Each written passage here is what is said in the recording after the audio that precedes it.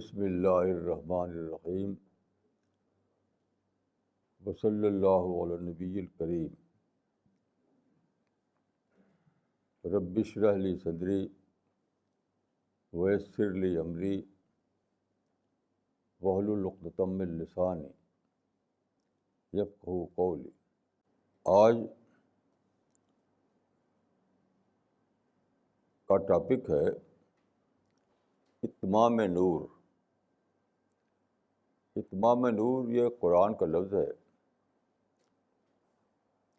دیکھیے، ایک آیت ہے جو قرآن میں دو صورتوں میں آئی ہے، یعنی الصف میں اور التوبہ میں۔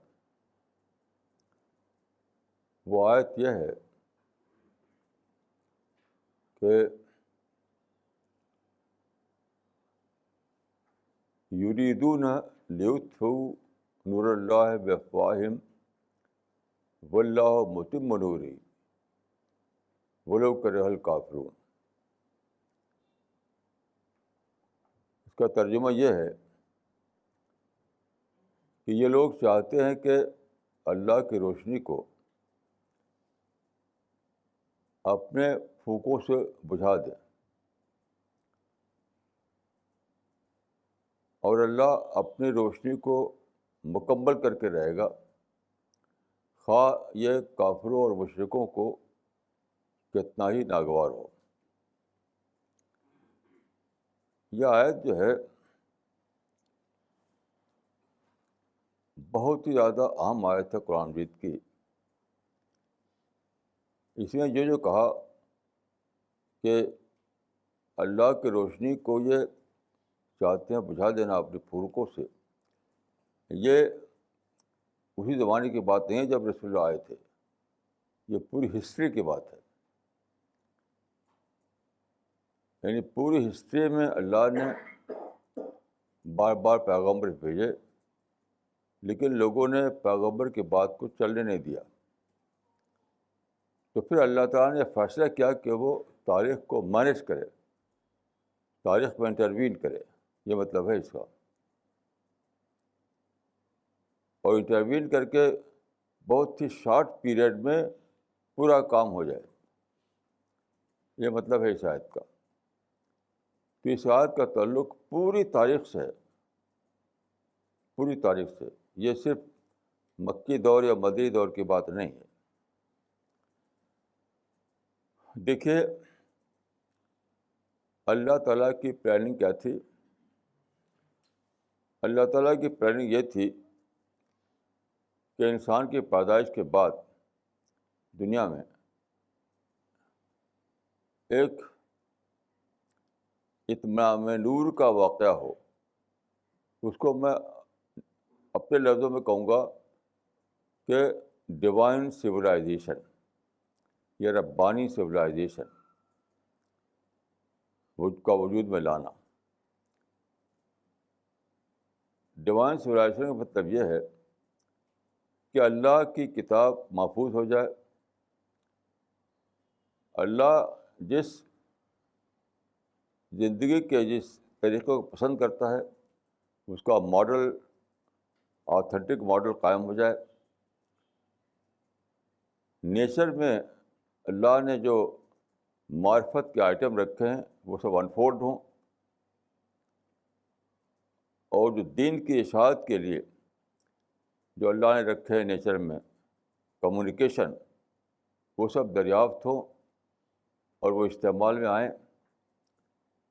پھر دنیا میں آزادی آئے، کیونکہ آزادی رہے گی تبھی امتحان کا مقصد پورا ہوگا۔ دنیا میں ڈیموکریسی آئے، بادشاہی ختم ہو۔ یہ ساری چیزوں کو میں کر رہا ہوں ڈیوائن سویلائزیشن، یہ مطلب تھا اللہ تعالیٰ کو۔ تو اللہ تعالیٰ نے پیغمبر بھیجے، ہزاروں سال کے درمیان بہت سے پیغمبر، لیکن انسان نے چلنے نہیں دیا، پیغمبروں کی بات کو چلنے نہیں دیا۔ اور سب سے بڑی بات یہ ہوئی کہ پیغمبروں کے ساتھ کوئی ٹیم جمع نہیں ہوئی، اکیلے رہ گیا پیغمبر۔ لیکن جو اللہ تعالیٰ کو جو ایک سویلائزیشن، اسپریچول سویلائزیشن یا ڈیوائن سویلائزیشن، ربانی سویلائزیشن دنیا میں لانا تھا، اس کے لیے ایک ٹیم چاہیے تھی، ٹیم. تو انسان نے پیغمبروں کی بات کو چلنے نہیں دیا، اس لیے ٹیم بھی نہیں بنی. تو سوائے اعلان کے، یعنی اناؤنسمنٹ کے، کچھ اور ہسٹری میں ہوا نہیں. اسی کو فرمایا کہ یہ لوگ چاہتے ہیں کہ بجھا دینا اللہ کی روشنی کو، تو نہیں، ایسا نہیں ہونے والا ہے. تو خدا نے فیصلہ کیا انٹروین کرنے کا. آپ جانتے ہیں کہ انسان کو اللہ نے آزادی دی ہے، ٹوٹل فریڈم.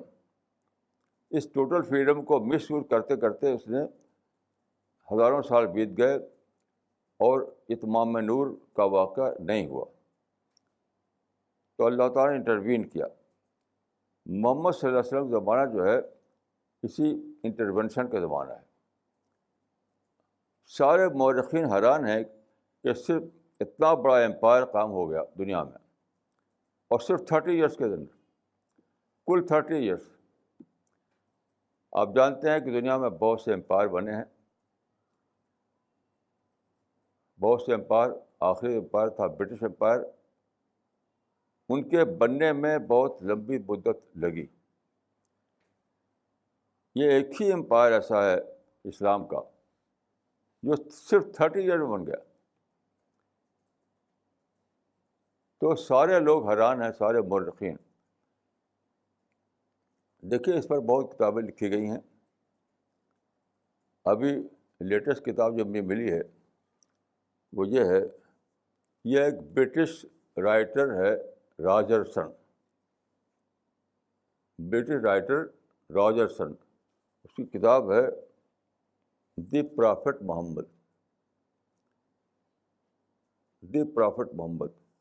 اس نے اس بات کو مانا ہے کہ پیغمبر محمد کے ذریعے جو دنیا میں ریولوشن آیا، جو امپائر بنا، وہ سپر اچیور کا کیس تھا، سپر اچیورمنٹ کا کیس تھا. اس نے لکھا رسول اللہ کو سپر ہیرو، سپر ہیرو لکھا، سپر ہیرو آف ہسٹری. اس سے پہلے آپ جانتے ہیں کہ کتاب چھپی تھی امریکہ سے، دا 100، ڈاکٹر مائیکل کی کتاب. اس نے پوری ہسٹری کی سپر اچیورس کا ایک لسٹ بنائی 100 آدمیوں کی.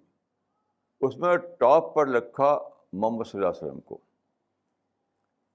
تو سارے ہسٹورین اس کو مانتے ہیں، سارے ہسٹورین، لیکن اس کو لیتے ہیں وہ پولیٹیکل امپائر کے معنی میں، پولیٹیکل امپائر.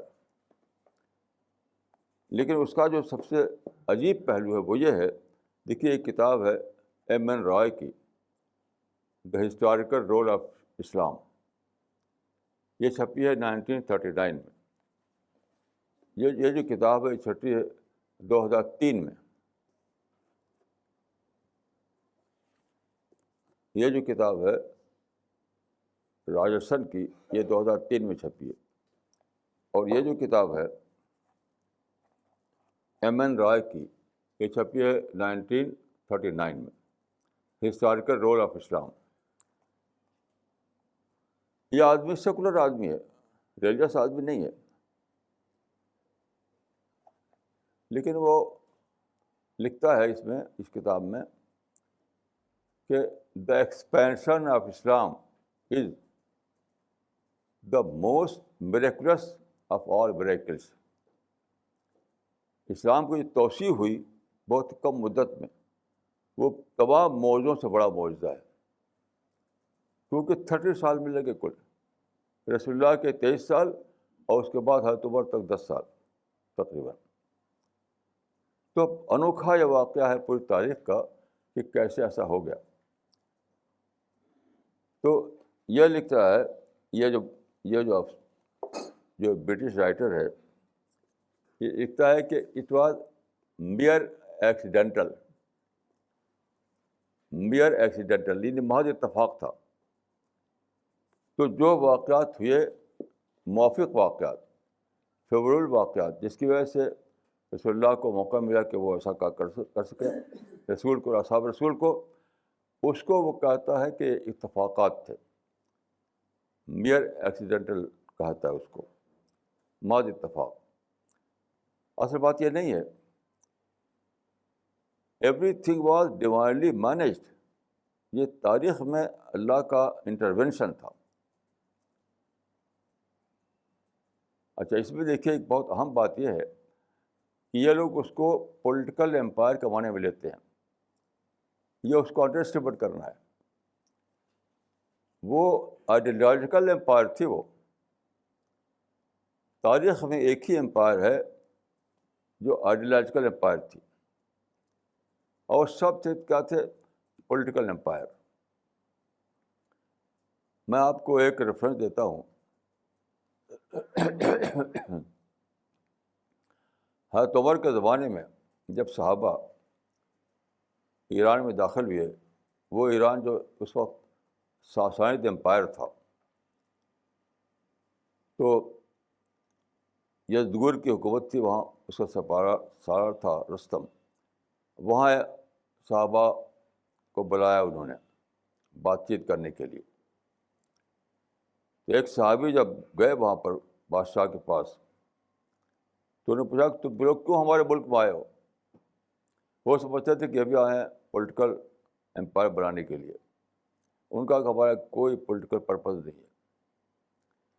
انہوں نے کہا کہ ہم آئے ہیں اس لیے لنخرج العباد من عبادۃ العباد الی عبادۃ اللہ، اللہ نے ہم بھیجا ہے ہم کو کہ ہم انسان کو انسان کی بندگی سے نکال کر اللہ کی بندگی میں لائیں۔ ایک مقصد ہے، ایک آئیڈیالوجی ہے، اس کو لے کر ہم آئے ہیں۔ اس لیے میں کہتا ہوں کہ یہ آئیڈیالوجیکل امپائر تھا، یہ کوئی پولیٹیکل امپائر نہیں تھا۔ اب دیکھیے کہ یہ جس کو یہ کہہ رہے ہیں ایکسیڈنٹ، تو ایکسیڈنٹ نہیں تھا وہ، یہ پورا کا پورا یہاں سے وہاں تک ڈیوائنلی مینیج تھا۔ اس کے میں کچھ آپ کو اجزاء یاد دلاتا ہوں۔ لیکن سب سے پہلا مسئلہ یہ تھا کہ رسول اللہ کو جو رول کرنا تھا، رول کرنے کے معنی کیا تھے؟ کہ ڈیوائن سویلائزیشن کو پروسیس میں لانا۔ ڈیوائن سویلائزیشن ایک دن میں نہیں بنتی، وہ پروسیس میں آ جائے پھر وہ تکمیل ہوگی اس کی۔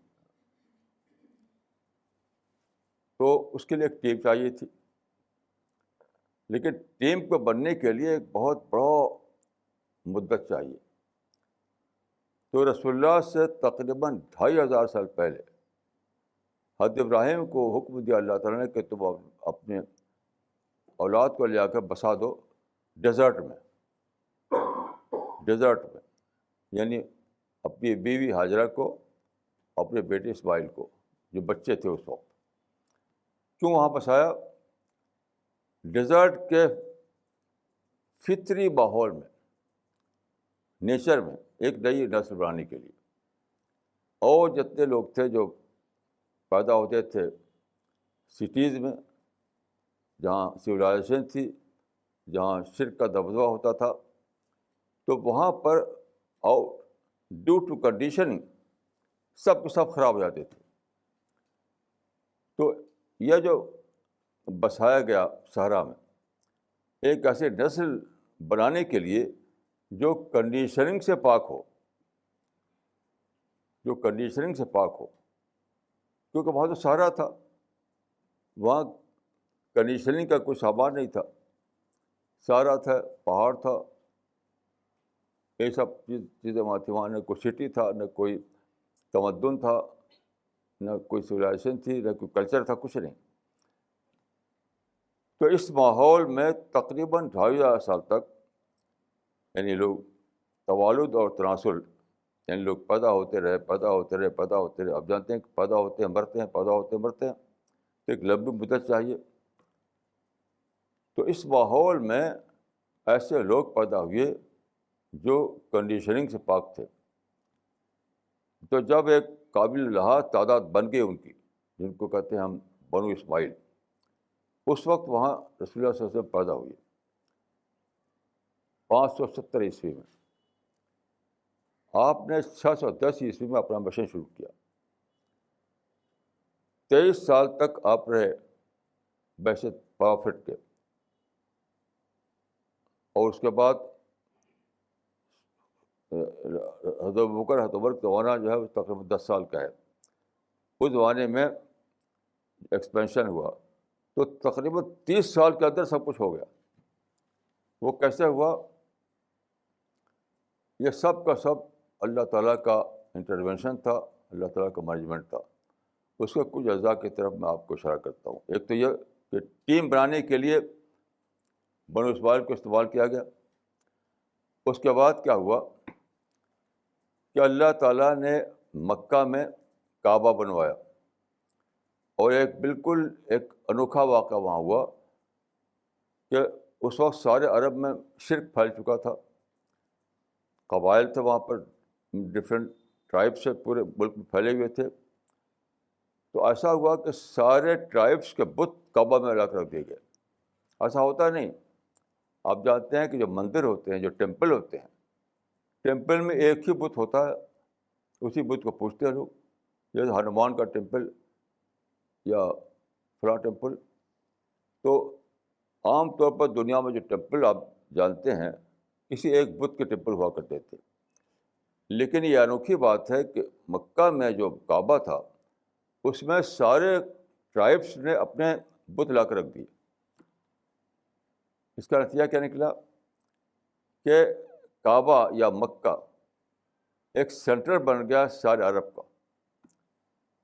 سارے عرب سے جو ٹرائبس تھے وہ سال بھر آتے تھے وہاں پر, سال بھر وہاں پر اپنے بتوں کو پوجنے کے لیے, ان کا درشن کرنے کے لیے, ان کو نذرانہ دینے کے لیے.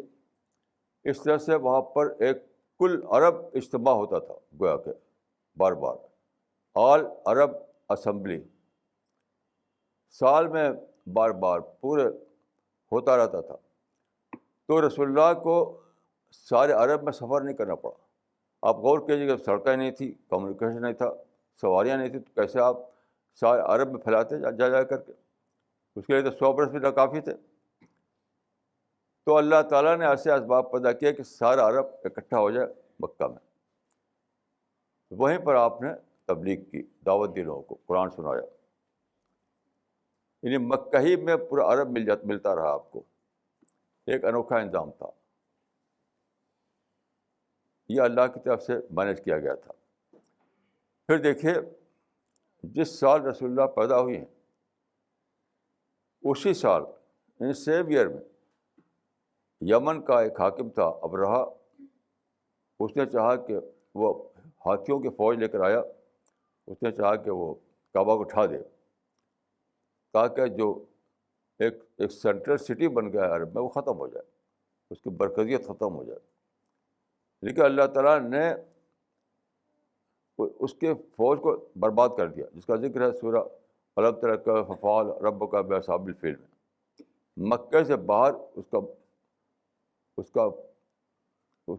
کی فوج تباہ ہو گئی, اور وہ مکہ میں داخل نہیں ہو سکا کہ کعبہ کو ڈھائے. کیوں؟ اگر وہ آتا اور کعبہ کو ڈھا دیتا تو سارا جپرڈائز ہوتا, سارا مصیبت جپرڈائز ہوتا. کیونکہ کعبہ کی وجہ سے یہ ممکن ہو گیا تھا کہ یعنی آل عرب اسمبلی وہاں ہو بار بار, آل عرب گیدرنگ وہاں پر ہو بار بار, اور سارے عرب کے لوگوں تک آپ اپنا پہنچا سکیں. اس طرح ہوتا رہا. کیسی عجیب انوکھی پلاننگ تھی. اچھا, اس کے بعد کیا ہوا کہ چونکہ یہ لوگ کنڈیشننگ سے پاک تھے تو بہت جلد انہوں نے اسلام کے سچائی کو پا لیا. یعنی یہ کہنا چاہیے کہ سب سیکر تھے, پوٹینشیلی یہ سب سیکر تھے. اگرچہ وہاں پر یعنی شرک آ گیا تھا, لیکن شرک وہاں کا جو تھا ویسا نہیں تھا جیسا کہ آپ دوسرے ملکوں میں دیکھتے ہیں. بہت اوپری تھا شرک, اوپری. اور کلچرل تھا.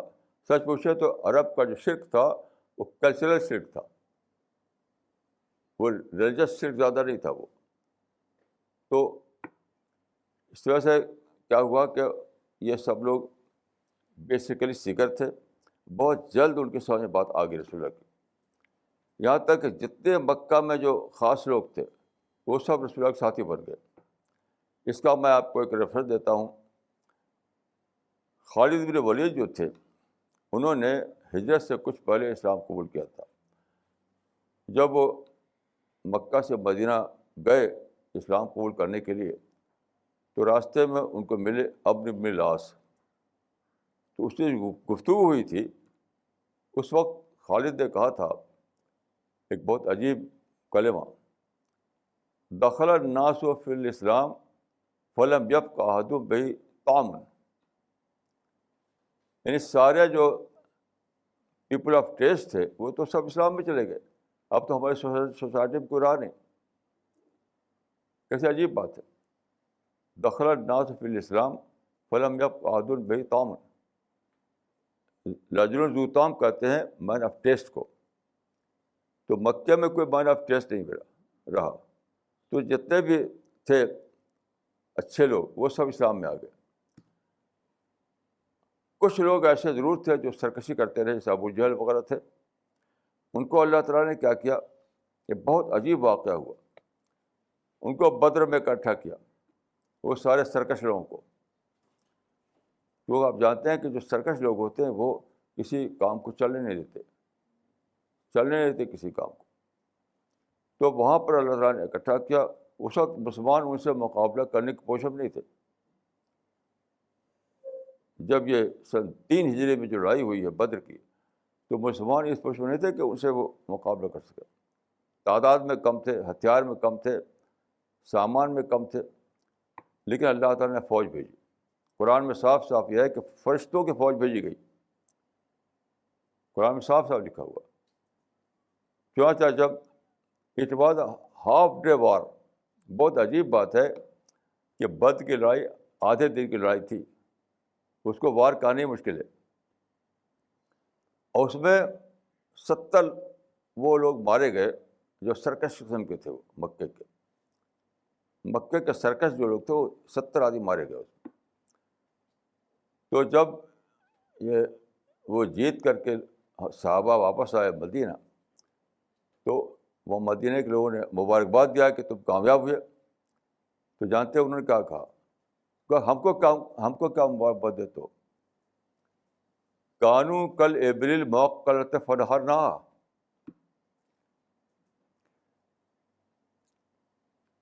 وہ تو بدے ہوئے اونٹ تھے، انہوں نے ان کا سلاٹر کر دیا کیونکہ تو فرشتوں کا کام تھا وہ سب. تو اللہ تعالیٰ نے دیکھے ایک طرف تو جتنے اچھے لوگ تھے ان کو اسلام کی توفیق دے کر اسلام کے فولڈ میں لایا، اور جو سرکش لوگ تھے ان کو بدر میں ختم کر دیا. کیسا عجیب یہ اللہ تعالیٰ کا انٹرونشن تھا. اچھا اس کے بعد دیکھیے اب مسئلہ تھا کہ اس وقت عرب میں 2 بڑے شہر تھے، مکہ اور مدینہ. مدینہ کا نام اس وقت یثرب ہوا کرتا تھا. یثرب میں بھی بہت ویسے لوگ تھے، بہت اسٹرانگ قسم کے لوگ تھے. وہاں پر اللہ تعالیٰ نے کیا کیا کہ آپس میں لڑائی ہوئی میں اسی زمانے میں ہجرت سے پہلے 2 بڑے قبیلے تھے. ایک تھا اوس، ایک تھا خزرج. 2 میں لڑائی ہو گئی، بہت زبردست لڑائی. اور دونوں طرف کے جو سرکش لوگ تھے وہ مارے گئے. تو مکہ کے سرکش لوگ بدر میں مارے گئے تھے اور مدینہ کے سرکش لوگ جنگ بواس میں مارے گئے. اب اس کے بعد اتنا میدان خالی ہو گیا کہ بہت تیزی سے اسلام پھیل گیا مدینہ میں. کتابوں میں آتا ہے کہ فلم تب کا دار من دور الانصار الا دخل فی الاسلام. یعنی مدینہ کے گھر گھر میں اسلام پھیل گیا کیونکہ سرکش لوگ تو ختم کر دیے گئے تھے. اچھا اس کے بعد دیکھیے رسول اللہ کو اللہ تعالیٰ نے ایک بہت عجیب غریب حکمت بتائی جس کو کہتے ہیں حدیبیہ حکمت. کیونکہ دیکھیے آئیڈیالوجیکل تہذیب جو ہے وہ جنگ سے نہیں بنتی، اس کو انسان درکار ہے. انسان جنگ میں تو انسان مارے جاتے ہیں اور اس کے لیے اسلام چاہیے. تو اللہ تعالیٰ نے ایسے حالات پیدا کیے کہ حدیبیہ کی صلح ہوئی. اس میں رسول اللہ نے یک طرفہ طور پر ان کی شرطوں کو مان لیا اور جنگیں ختم ہوئیں. وہ لوگ بار بار ٹکراؤ کرتے تھے، تو ٹکراؤ کے ماحول میں دعوت اور تبلیغ کا کام نہیں ہو پاتا تھا. ایک ماحول تھا لڑائی بھڑائی کا اور ایک نفرت کا اور دوری کا. تو اللہ تعالیٰ نے جنگ کے حالات ختم کر دیے اور پیس کے ماحول پیدا کیا حدیبیہ ایگریمنٹ کے ذریعے سے. جب پیس کا ماحول پیدا ہو گیا تو تیزی سے دعوت کا کام ہونے لگا، تیزی سے. اور یہ کیا ہوا کہ 2 سال کے اندر اندر بہت بیشتر تعداد اسلام میں داخل ہو گئی اور مکہ فتح ہو گیا. اچھا، اس کے بعد دیکھیے رسول اللہ نے جو کام کیا تھا کہ سارے عرب کے لوگ جو آیا کرتے تھے مکہ، ان میں دعوت جو پھیلا رہے تھے آپ، تو سب کے دلوں میں صاف کاڈر آ گیا تھا بغیر اس کے کہ آپ سارے عرب کا سفر کریں. تو جیسے ہی حدیبیہ کا معاہدہ ہوا اور دوسرا مکہ میں سٹی اسٹیٹ بن گیا، آپ نے کیا کیا کہ سارے عرب قبائل میں وفود بھیجے. اس کو کہتے ہیں عام الوفود. وفود وفد کا سوال، وفد کہتے ہیں ڈپوٹیشن. سارے قبائل میں وفود بھیج کر کے سب کو پیغام دیا کہ تم افلیشن کرو ہمارے مدینے کے اسٹیٹ کے ساتھ. دھڑا دھڑ سب افلیشن کر لیا لوگوں نے اور اچانک پورا عرب اسلامائز ہو گیا. اس طرح سے 23 سال میں اسلام عرب میں پھیل گیا. اب مسئلہ تھا کہ عرب کے باہر 2 بڑے امپائر تھے، جو جس کو ہم کہتے ہیں ساسانید امپائر اور بازنطین امپائر. اس وقت کے 2 بڑے امپائر تھے بالکل عرب کے سرحدوں کے پاس. تو اللہ تعالیٰ نے کیا کیا، ایک بہت عجیب واقعہ ہوا جو سورہ الروم میں اس کا ذکر ہے. الف لام میم غلبت الروم فی ادنی الارض وهم من بعد غلبهم سیغلبون فی بضع سنین. یعنی دونوں امپائر کو آپس میں ٹکرا گیا. پہلے ساسانید امپائر نے ان کو تباہ کیا، رومن امپائر کو. پھر ان کا جو بادشاہ تھا ہرقل، اس نے طاقت اکٹھا کی قسطنطنیہ میں، اس نے حملہ کیا ان کو اور ساسانید امپائر کو تباہ کر دیا. تو گویا کہ ہاتھیوں کے 2 گروہ آپس میں لڑ کر ختم ہو گئے. اتنا زیادہ کمزور ہو گیا رومن امپائر اور ساسانید امپائر کہ ایک یورپ کا ایک ہسٹورین ہے لیکی، اس نے لکھا ہے کہ مسلمان جب داخل ہوئے ان ملکوں میں، ان سلطنتوں میں، تو اس طرح تیزی سے داخل ہو گئے جیسے کہ دیمک لگی ہوئی لکڑی پہ کوئی کیل ٹھوکا گھستی چل جائے.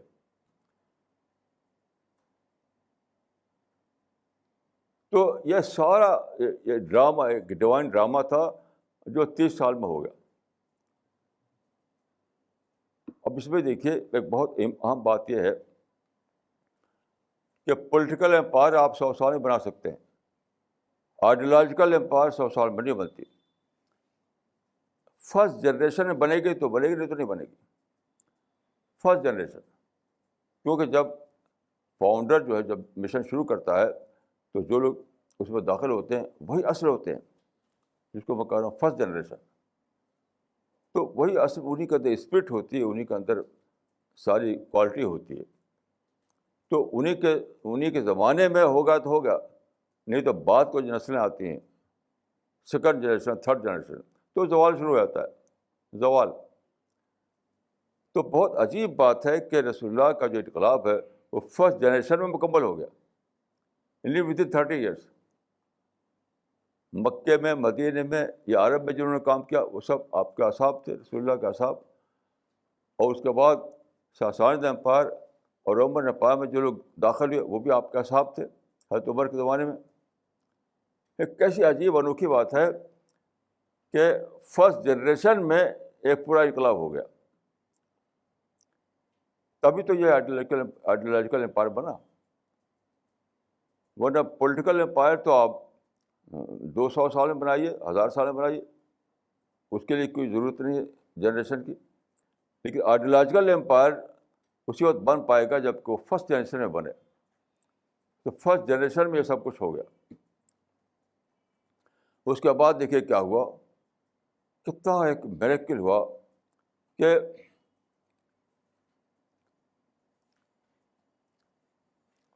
تاریخ میں پہلی بار اللہ کی کتاب قرآن محفوظ ہوئی. اس سے پہلے انسان اتنا ظالم ہے کہ خدا کی کتاب کو محفوظ نہیں ہونے دیتا تھا. محفوظ ہوئی. رسول اللہ کی سنت جو ہے, سنت کیا ہے؟ رول ماڈل ہے انسان کی زندگی کے لیے. وہ رول ماڈل جو ہے اس کا آتھینٹک ایڈیشن محفوظ ہو گیا. حدیثیں محفوظ ہوئیں جو گائیڈ کریں انسان کی زندگی کے لیے. یہ سب ہوا. اچھا, اس کے بعد تاریخ میں ایک نیا پروسیس شروع ہوا, ایک نیا دور شروع ہوا, جس کا کلمیشن ہوا ویسٹرن یورپ میں. اس کے بعد جو واقعات ہوئے وہ واقعات ایک کے بعد ایک, اس کو آپ دیکھیے. یعنی بیسک کام تو 30 سال میں ہو گیا تھا, بیسک کام, لیکن اس کا جو اگلا مرحلہ ہے ایکسپینشن کا, وہ مکمل ہوا ہے رینیساں کے بعد. اس میں کیا کیا ہوا؟ نیچر میں جو اللہ تعالیٰ نے جو آیات رکھی تھیں, جو کلمات رکھے تھے, اس میں جو معرفت کے آئٹم تھے, وہ انفولڈ ہوئے سائنس کے ذریعے سے, سائنسی دریافتوں کے ذریعے سے. پھر اس نیچر میں اللہ تعالیٰ نے جو ٹیکنالوجی رکھی تھی, ٹیکنالوجی خاص طور پر کمیونیکیشن کی ٹیکنالوجی, وہ سب اسی نیچر میں تو تھی. چاہے آپ کا کیمرہ ہو, یا آپ کو موبائل ہو, یا آپ کا ٹیلی فون ہو, جو بھی اس کو ہم کہتے ہیں ٹیکنالوجی, وہ سب اسی میں تو تھی. اس میں سے دریافت کر کے بنائی گئی تاکہ اللہ کا پیغام ساری دنیا میں پہنچ سکے. پھر اور بہت سی چیزیں درکار تھیں. یعنی ایک طرف تو معرفت کے آئٹم انفولڈ ہوئے, کمیونیکیشن انفولڈ ہوا, اور دوسری طرف یہ ہے کہ ساری تاریخ میں دنیا میں ریلیجس پرسیکیوشن تھا, یعنی مذہبی جبر تھا. تو پہلی بار تاریخ میں آیا وہ انقلاب کہ ریلیجس پرسیکیوشن ختم ہوا اور دنیا میں ریلیجس فریڈم آیا. اور یہ اس کی تکمیل ہوئی ہے 1948 میں, جب یونائٹڈ نیشنز میں ساری قوموں نے پاس کیا اس کو, جو کہتے ہیں universal declaration of human right, جس میں کہہ دیا گیا سارے ملکوں کی طرف سے کہ مکمل مذہبی آزادی ہر آدمی کو حاصل رہے گی. جس مذہب کو چاہے مانے, جس مذہب کو چاہے پر چلے, جس مذہب چاہے کہ تبلیغ کرے, یہ سب آزادی مل گئی. یہ پہلے کبھی نہیں تھی. یہ سب اسی انقلاب کا اگلا مرحلہ ہے. تو بنیادی مرحلہ تو 30 سال میں مکمل ہو گیا اصحاب رسول کے زمانے میں, لیکن اس کے ذریعے جو ایک پروسیس چلا, پروسیس ہسٹری میں ایک پروسیس چلا, وہ چلتے چلتے اس کی تکمیل ہوئی 18ویں صدی میں, 19ویں صدی میں, 20ویں صدی میں, اور یہ سب چیزیں ظاہر ہوئیں. تو اس پورے اس کو میں کہتا ہوں ڈیوائن سولائزیشن, ربانی سولائزیشن. اب انسان کے لیے ممکن ہو گیا ہے کہ وہ دیکھیے, پہلے زمانے میں بادشاہوں کا سیطرہ ہوا کرتا تھا, دبدبہ, جو بادشاہ چاہے وہی, بادشاہ کی مرضی کے خلاف کچھ نہیں ہو سکتا تھا. بادشاہت ختم ہو گئی, ڈیموکریسی آئی. ڈیموکریسی کی وجہ سے یہ ممکن ہو گیا کہ آپ آزاد ہیں, آپ کو کسی بادشاہ سے پوچھنے کی ضرورت نہیں. مثلا ہم ایک مشین چلا رہے ہیں تو ہمیں کسی بادشاہ سے پوچھنے کی ضرورت نہیں. پہلے زمانے میں بادشاہ سے پوچھے بغیر آپ کوئی کام نہیں کر سکتے تھے, کوئی کام نہیں کر سکتے تھے. ابھی بھی یعنی اس کو اچھی ڈیموکریسی کی اہمیت وہ لوگ سمجھتے نہیں. ابھی پاکستان میں ہو رہا ہے یعنی الیکشن, تو لوگوں نے بم مارے, کہتے ہیں کہ ڈیموکریسی جو ہے ان اسلامک ہے. یہ بالکل غلط بات ہے. ڈیموکریسی بالکل اسلام ہی کے فیور میں ہے. اس نے موقع دیا کہ ہم آزادی کے ساتھ دعوت کا کام کر سکیں, آزادی کے ساتھ, کوئی رکاوٹ نہیں. تو یہ, اور دیکھیے ٹورزم آیا دنیا میں, کبھی اس طرح ٹورزم تھا نہیں. ایک آدھ آدمی کہیں نکلتا تھا کہیں جاتا تھا، تو اب تو ڈھیر کر ملین لوگ یہاں سے وہاں جا رہے ہیں. یہ کیا ہے؟ یہ آپ کے مدعو ہیں. مدعو کو نکال کر اللہ تعالیٰ آپ کے پاس بھیج رہا ہے.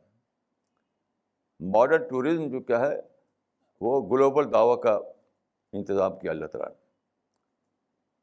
ماڈرن ٹورزم کبھی یہ چیز تھی نہیں دنیا میں. بہت عجیب چیز ہے یہ ماڈرن ٹورزم. پھر دیکھیے اللہ تعالیٰ نے پرنٹنگ پریس، یعنی کچھ لوگوں کو کے ذریعے اللہ تعالیٰ نے پرنٹنگ پریس کا دور شروع کیا. پرنٹنگ پریس کی وجہ سے ممکن ہو گیا کہ آپ چیزوں کو چھاپ کر ساری دنیا میں پھیلا دیں. آپ جانتے ہیں کہ پہلے زمانے میں مخطوطات ہوا کرتے تھے، مینوسکرپٹ. تو ہاتھ سے کتاب لکھیں گے آپ. اسی لیے تعلیم، ایجوکیشن عام نہیں ہوتی تھی. پہلے زمانے میں ایجوکیشن عام نہیں ہوتی تھی. اس کی وجہ یہی تھی کہ پرنٹنگ پریس نہیں آیا تھا. جب پرنٹنگ پریس آ گیا تب ایجوکیشن عام ہو گئی. ایجوکیشن عام ہونے کے معنی کیا ہے کہ لوگوں کو اس قابل ہو گئے کہ وہ اسلام جیسی دعوت کو سمجھ سکیں. یعنی پرنٹنگ پریس آیا، تعلیم آئی تو انٹلیکچوئل ڈیولپمنٹ آیا، لوگوں کے اندر انٹلیکچوئل اویکننگ آئی. یہ سارا دور آیا. یہ سب اسلام کے لیے ہوا. یہ سارا اسی کا حصہ ہے، یہ جس کو میں ڈیوائن سولیشن کہتا ہوں. تو اللہ تعالیٰ نے آدم کے بعد ہی سے پرافٹ بھیجنا شروع کیا تاکہ یہ دور آئے انسان کے اوپر. لیکن انسان چلنے نہیں دیتا تھا، ہزاروں سال تک نہیں چلنے دیا. وہی جو قرآن میں ہے کہ اللہ کی روشنی کو پھونک سے بجھانے کی کوشش کرتے رہے. پھر اللہ تعالیٰ نے انٹروین کیا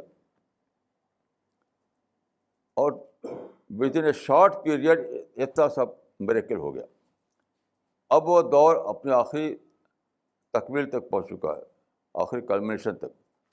اب دنیا میں آپ دیکھیے ریلیجس فریڈم ہے، پرنٹنگ پریس ہے، اور کمیونیکیشن ہے، اور آزادی ہے. ہر جگہ آپ جا سکتے ہیں، جہاں چاہے دعوت پھیلا سکتے ہیں. جو معرفت کے خزانے جو نیچر میں تھے وہ انفولڈ ہو چکے ہیں. یعنی یہ ممکن ہو گیا ہے کہ آپ اللہ کے پیغام کو جو پہلے پیش کیا تھا اب علمی دلائل سے پیش کر سکیں. پہلے علمی دلائل موجود نہیں تھے، کیونکہ علمی دلائل تو آئے سائنس کے ظہور کے بعد. سائنس کے ظہور کے بعد ایک نئی چیز موجود ہوئی ہمارے لیے کہ لاجیکل دلائل کے ساتھ، ریشنل دلائل کے ساتھ، علمی دلائل کے ساتھ ہم اللہ کی بات کو مدلل کر سکیں. یہ ممکن ہو گیا. یہ سب ہے ربانی سولیوشن کا حصہ. اب آپ اس آیت کو پھر سے سوچیے جو قرآن میں 2 بار آئی ہے کہ یہ لوگ چاہتے ہیں کہ اپنی پھونکوں سے اللہ کی روشنی کو بجھا دیں. یعنی ہزاروں سال تک انہیں چلنے نہیں دیا پرافٹ کے ذریعے جو اللہ نے چاہا دنیا میں لانا ایک دور. تو اللہ تعالیٰ انٹروین کیا. وَيَأْبَى اللَّهُ أَن يُتِمَّ نُورَهُ، قرآن میں ہے وَاللَّهُ مُتِمُّ نُورِهِ وَلَوْ كَرِهَ الْكَافِرُونَ. کہ اب خدا انٹروین کرتا ہے اور خدا انٹروین کر کے اپنی روشنی کو مکمل کرے گا، یعنی ڈیوائن سولیوشن کو وجود میں لائے گا. یہ کتنی بڑی بات ہے. دیکھیے اس میں ایک اور بہت ہی یعنی سارے گلیکسی سے زیادہ بڑی بات ہے اس میں. وہ کیا؟ اس میں آپ کو ایک لیونگ گاڈ کا زندہ یقین حاصل ہوتا ہے، لیونگ گاڈ کا. کیونکہ آپ دیکھیے یہ جو واقعہ ہوا یہ محمد بن عبداللہ کے بس میں نہیں تھا، ابو بکر عمر کے بس میں نہیں تھا. تو کس نے کیا یہ واقعے کو؟ اس واقعے کو کس نے کیا؟ یہ اللہ نے کیا. تو یہ جو میں نے عرض کیا تاریخ کی یہ تصویر، تاریخ کی اس تصویر میں اللہ کا ایک زندہ ثبوت موجود ہے کہ ایک اللہ ہے جو قیوم السماوات والارض ہے، جو ساری طاقتوں کا مالک ہے. اس نے انٹروین کر کے ایک بہت ہی شارٹ پیریڈ میں اتنا بڑا واقعہ کر دیا. کیسا عجیب ثبوت ہے اللہ کے وجود کا اور اللہ کے ربوبیت کا، اللہ کی قیومیت کا، اللہ کی طاقت کا. کیسی عجیب بات ہے. تو یہ سادہ چیز نہیں ہے، یہ سادہ بات نہیں ہے.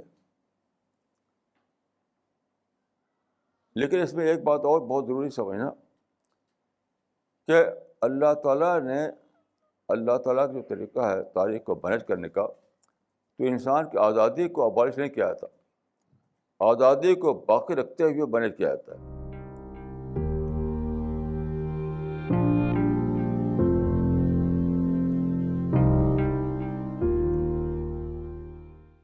مولانا یہ سوال چنئی سے آیا ہے، مولانا اقبال عمری کا. انہوں نے آپ سے پوچھا ہے کہ اس دور میں قوت مرہبہ کس کو کہیں گے، ہتھیار کو یا آئیڈیالوجی کو؟ اس کے بارے میں بتائیں. آئیڈیالوجی کو. ہتھیار کو کوئی ویلیو نہیں رہی. اب ہتھیار کی کوئی ویلیو نہیں رہی. آپ دیکھیے فرسٹ ورلڈ وار ہوئی، کوئی جیتا اس میں؟ کوئی جیتا نہیں، صرف تباہی ہوئی.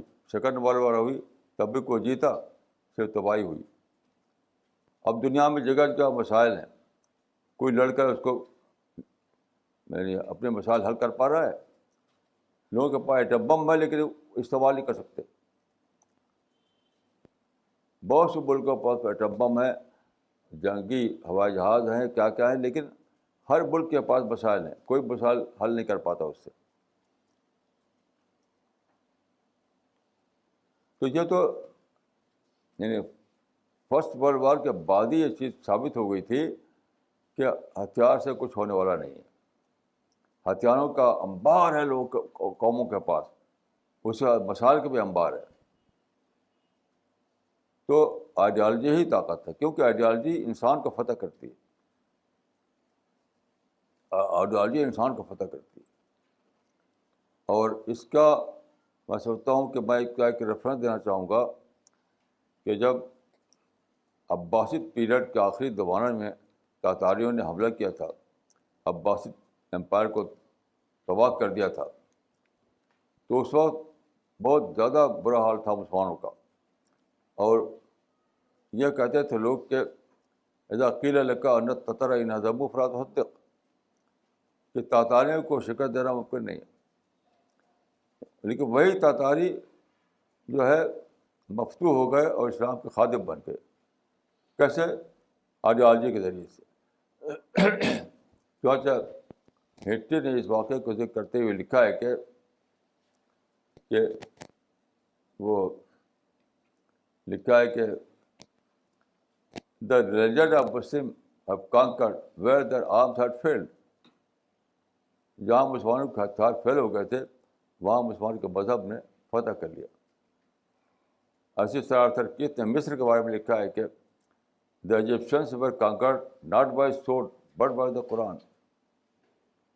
کہ مصری جو تھے وہ تلوار سے فتح نہیں ہوئے، قرآن سے فتح ہوئی. تو پہلے بھی یہ واقعہ تھا، اب تو ہتھیاروں کے ڈھیر لگے ہوئے ہیں اور کوئی اپنے مسئلے کو ہتھیار سے حل نہیں کر پا رہا ہے. اب تو آخری حد تک ثابت ہوگا کہ جنگ اور ہتھیار بالکل بے اثر ہیں اور ساری طاقت جو ہے آئیڈیالوجی کی ہے. مولانا اگلا سوال بھی چنئی سے ہے، مولانا اسرار حسن صاحب کا. انہوں نے لکھا ہے ڈیوائن سویلائزیشن سے مراد کیا ہے؟ کیا ساری دنیا مسلمان ہو جائے گی یا اسلام کے لیے آزادی ہوگی؟ اسلام کے لیے آزادی. ساری دنیا مسلمان ہو جائے گی ہے اللہ کی اسکیم کے خلاف ہے، کیونکہ سب کو آزادی دے رکھی ہے. تو کیا جب تک انسان آزادی کو ابالش نہ کیا جائے کیسے ایسا ہوگا کہ ساری دنیا میں اسلام کی حکومت قائم ہو جائے؟ تو ممکن ہی نہیں. یہ تو مسلمانوں کے خود ساختہ نظریات ہے. ساری دنیا میں مسلمانوں کی حکومت قائم ہونا اور ساری دنیا میں سب ایک شخص مسلمان ہو جائے گا، یہ سب بالکل خود ساختہ نظریات ہیں. کیونکہ یہاں تو فل ورشا فل یومن فل منشا فل یکر کا ماحول ہے. اور چیز یہ ہے کہ ایک فرد یا کچھ لوگ جو چاہیں اسلام پہ عمل کرنا، اسلام کی دعوت دینا، اسلام کے اعلیٰ حقائق سے اپنے اندر معرفت پیدا کرنا وغیرہ وغیرہ، ان کے لیے پوری آزادی ہو. تو ڈیوائن یعنی اس سے پہلے جب کہ یہ دور نہیں آیا تھا، ان سب کو مواقع نہیں تھے لوگوں کو. اب مواقع کھل گئے.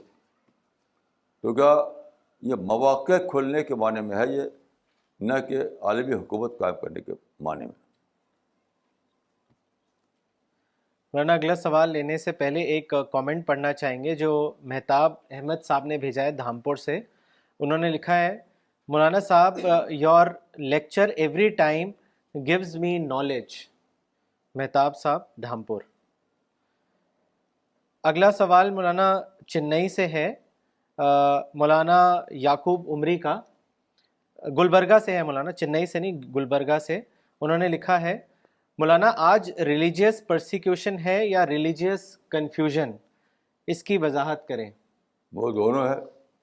پرسیکیوشن ہوتا تھا حکومت کی طرف سے، وہ ختم ہو گیا. اور کنفیوژن تو آپ کا اپنا معاملہ ہے، اس کا حکومت سے کوئی تعلق نہیں. ریلیجیس پرسیکیوشن جو تھا وہ رجیم کی طرف سے تھا، یعنی جو حاکم ہوا کرتے تھے ان کی طرف سے تھا، وہ ختم ہو گیا. بہت کنفیوژن تو آپ کا اپنا ذاتی معاملہ ہے، وہ تو رہے گا، وہ تو امتحان ہے، وہ تو ٹیسٹ کی بات ہے، وہ تو ٹیسٹ رہے گا. آپ کنفیوژن کے پردے کو پھاڑ کر کے باہر آنا ہے. قرآن میں دیکھیے ہے کہ وَلَلْبَسْنَا عَلَيْهِمْ مَا يَلْبَسُونَ، ہمیشہ اس دنیا میں التباس رہے گا. التباس معنی ہے ایلیمنٹ آف ڈاؤٹ. اسی ایلیمنٹ آف ڈاؤٹ کو ہم کہتے ہیں کنفیوژن. تو ایلیمنٹ آف ڈاؤٹ جو ہے وہ تو ہے ٹرسٹ کی وجہ سے. وہ تو ہر آدمی کا اپنا کام ہے کہ اس سے باہر آئے. وہ مولانا اگلا سوال بھوپال سے ہے، انور صاحب کا. انہوں نے آپ سے پوچھا ہے، مولانا صاحب آپ نے حال ہی میں English magazine spirit of Islam launch کری ہے، اس کا مقصد کیا ہے، اس کے بارے میں بتائیں. دعوت ہے بس، اور کیا مقصد ہے؟ اسلام کی دعوت ان لوگوں تک پہنچانا جو انگلش نوئنگ ہیں. ہمارے سارے جتنی بھی ایکٹیویٹیز ہیں ہماری، اس کا مقصد دعوت ہے. جیسے یہ ہم کلاس کرتے ہیں، یہ بھی دعوت ہے. تو اردو اور رسالہ جو ہے وہ صرف ظاہر کہ اردو اسپیکنگ لوگوں تک پہنچ پاتا ہے. تو انگلش میگزین اس لیے نکالا گیا ہے تاکہ جو انگلش نوئنگ لوگ ہیں ان تک بھی سچائی کی پیغام پہنچ جائے. بس یہی مقصد ہے، اور کچھ نہیں. مولانا اگلا سوال ممبئی سے ہے، وکاس مہتا. ہاں، اب لوگوں کامیابی کے اس پرچے کو پھیلائیں. یعنی وہ پرچہ بنگلور سے نکالا گیا ہے، لیکن اپنے آپ تھوڑی پھیلے گا. وہ جن لوگوں کو دعوت کا کام کرنا ہے ان کو چاہیے کہ اس کو پھیلائیں. ابھی مجھے معلوم ہوا کہ لکھنؤ کے ایک صاحب نے انگریزی میگزین جو ہے اسپرٹ آف اسلام ایجنسی لی ہے. اس کی کتنے پرچے منگاتے ہیں؟ 50. ایک فرد نے 50 پرچے کی ایجنسی لی ہے وہاں پھیلانے کے لیے. ایسے ہر آدمی کو کرنا چاہیے. تو پرچہ نکال دیا گیا ہے، لیکن جب لوگوں تک پہنچ پائے گا اس وقت جب کہ آپ سب لوگ جن لوگوں تک پہنچے اس پرچے کا پیغام، اس کو ایجنسی لیں، ایجنسی لے کر پھیلائیں اس کو، اور دوسری طریقے سے پھیلائیں اس کو. تو یہ لوگوں کی ذمہ داری ہے. مولانا اگلا سوال ممبئی سے ہے، مسٹر وکاس مہتا کا. انہوں نے آپ سے پوچھا ہے، what is meant by rational thought, اس کے بارے میں بتائیں. ریشنل تھاٹ کس کو کہیں گے؟ دیکھیے یہ ایک اس بات کو یوں سمجھیے کہ سائنٹیفک دور سے پہلے دنیا میں گریک لاجک چلتی تھی. گریک لاجک جو بیس کرتی تھی سیلوجزم پر. سیلوجزم کا مطلب ہے یعنی اسپیکولیشن، یعنی قیاسی آرگومنٹ. پہلے زمانے میں قیاسی آرگومنٹ ہوا کرتے تھے، لیکن سائنس نے ایسا کیا کہ جو حقیقتیں چھپی ہوئی تھیں ان کو اس نے کھول دیا. تو سائنسی دور کے بعد ایک نئی لاجک آئی، سائنٹیفک لاجک. تو سائنٹیفک لاجک یہ ہے، یہ ریشنل آرگومنٹ یہ ہے کہ جو ویل اسٹیبلشڈ فیکٹ جو ہے، جو ویل نون فیکٹ ہے، ان کی بیس پر کسی بات کو کہنا. پہلے قیاس کی بنیاد پر باتیں کہی جاتی تھی، اب یعنی اسٹیبلشڈ فیکٹ کی بنیاد پر بات کہی جاتی ہے. یہی ہے ریشنل آرگومنٹ. مولانا اگلا سوال دلی سے ہے، شاہ عمران حسن صاحب کا. انہوں نے لکھا ہے، آپ کہتے ہیں کہ ہمارا اصل کام دعویٰ ورک ہے، جبکہ دوسرے کی رائے یہ ہے کہ ہمارا اصل کام اسلامی خلافت قائم کرنا ہے، اور وہ لوگ بھی قرآن اور حدیث سے ریفرنس دیتے ہیں. میرا سوال یہ ہے کہ ایک عام مسلمان کس کی بات کو مانے؟ اس کو ایکسپلین دیکھیے، کریں. عام مسلمان کو چاہیے کہ وہ قرآن کو پڑھے. خلافت کا جو لوگ کہتے ہیں کہ وہ مشن بتاتے ہیں، وہ کئی سارے قرآن میں حدیث بھائی نہیں. قرآن میں ایسی کوئی آیت نہیں ہے جب کہا گیا کہ اے مسلمانوں تم کو ساری دنیا میں خلافت قائم کرنا ہے، خلافت قائم کرو. یہ کہاں ہے؟ کہیں پہ نہیں. اور دعوت کی بات سے سارا قرآن بھرا ہوا ہے. رسول اللہ نے فرمایا تھا حجۃ الوداع کے موقع پر صحابہ کو خطاب کرتے ہوئے کہ اللہ نے مجھے ساری دنیا کے لیے بھیجا ہے. ان اللہ باصری کافۃ الناس فاتونی، تو سب تک پہنچا دو. اور پھر آپ نے یہ بھی کہا کہ فلیبلغ الشاہد الغائب، جو یہاں ہے وہ ان کو بتائے جو یہاں موجود نہیں ہے. تو دعوت کا حکم تو قرآن و حدیث سے موجود ہے. یہ کہاں موجود ہے کہ خلافت قائم کرو؟ یہ تو کہیں ہے ہی نہیں. لوگوں کا اپنے دماغوں میں ہے. اور قرآن میں اپنے دماغ سے بات کرنا یہ تو حرام ہے، یہ جائز ہی نہیں ہے. جو لوگ ایسا کہتے ہیں ان سے پوچھے کہ کوئی سنگل آیت بتاؤ جہاں یہ لکھا ہوا ہو کہ اے مسلمانوں تمہارا فرض ہے ساری دنیا میں تم خلافت قائم کرو. کہاں یہ ہے؟ کوئی ہے نہیں.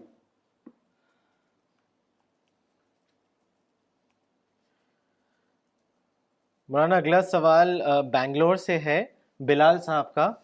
انہوں نے لکھا ہے، مولانا آپ اکثر سمپل لائف سٹائل پہ زور دیتے ہیں اور آپ یہ کہتے ہیں کہ لگژوریس لائف سٹائل کو اوائڈ کریں. کیا اسلام لگژوریس لائف سٹائل کی اجازت نہیں دیتا؟ دیکھیے، اس سے پہلے میں کہہ چکا ہوں کہ حرام کی دو قسمیں ہیں، ایک محرم حرام، ایک غیر محرم حرام. یعنی ڈسکرائبڈ حرام اور وہ حرام جو ڈکلیئر حرام اور انڈکلیئرڈ حرام. ڈکلیئرڈ حرام اور انڈکلیئرڈ حرام. تو دیکھیے، جیسے کچھ چیزوں کو ڈکلیئر طور پر حرام بتایا گیا ہے، جیسے خنزیر کا گوشت ہے یا شراب ہے. لیکن کچھ دوسری چیزوں کو بھی وہی اسی طریقے سے ہمیں بچنا ہے. اور وہ اس کو میں کہتا ہوں کہ وہ چیزیں ہیں جو آپ کو ڈسٹریکٹ کرتی ہیں، جو ڈسٹریکٹ کرتی ہیں. اور یہ باتیں میں اس سے پہلے کہہ چکا ہوں، یہاں بھی کہہ چکا ہوں، لکھ بھی چکا ہوں، حدیثوں سے بتایا ہے میں نے کہ غیر محرم حرام کا جو کانسیپٹ ہے وہ میری ذاتی نہیں ہے. آپ میرے مضامین کو پڑھیے، میں نے حوالے دیے ہیں کہ بہت چیزیں ایسی ہیں جو آپ کو ڈسٹریکٹ کرتی ہیں، وہ بھی غیر محرم حرام ہے. تو لگژری جو ہے وہ میرے نزدیک غیر محرم حرام ہے. سمپل لائف میں کیا ہوتا ہے کہ آپ ڈسٹریکشن سے بچے رہتے ہیں، اور جب بھی آپ آرام اور راحت چاہیں گے تو ڈسٹریکشن ہوگا. اور ڈسٹریکشن ہوگا تو آپ کا جو وقت ہے قرآن کا تدبر، معرفت کے آئٹم ڈھونڈنا، اپنا اسپریچول ڈیولپمنٹ، یہ سب اس کے لیے وقت ہی نہیں رہے گا آپ پر. تو اصل چیز یہ ہے کہ سمپل لائف میں آدمی ڈسٹریکشن سے بچا رہتا ہے، اور جب آرام و راحت کے لائف تو اختیار کرے تو اس میں ڈسٹریکشن پھنس جاتا ہے.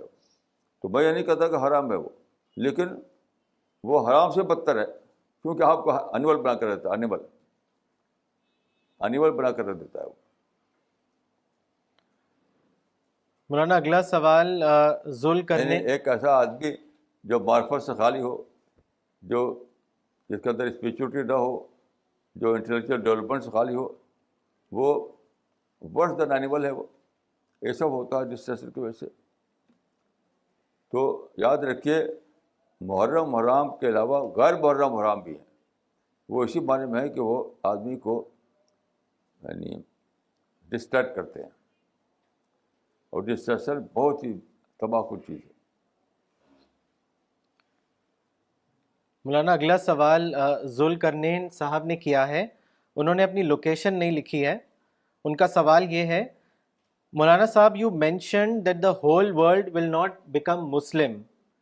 If so what will be the role of imam Mahdi اور سیکنڈ کمنگ آف جیزس؟ یہ سب بیکار کے سوالات ہیں، مجھ سے مت پوچھیے. آپ کو دلچسپی ہو تو اس پر بہت لوگوں نے لکھا اس کتابوں کو پڑھیے. یہ سب میں اس کو انٹلیکچوئل انٹرٹینمنٹ پڑھتا ہوں، جانتا ہوں. یہ سب بالکل بیکار کے سوالات ہیں. مجھے کوئی دلچسپی سے نہیں ہے. آپ کو دلچسپی ہو تو آپ ان کتابوں کو پڑھیے جس میں ان پر لکھا گیا ہے. میرے پاس اتنا وقت نہیں ہے کہ میں اس پہ اپنا وقت ضائع کروں. جس کو دلچسپی ہو وہ کتابوں کو پڑھے.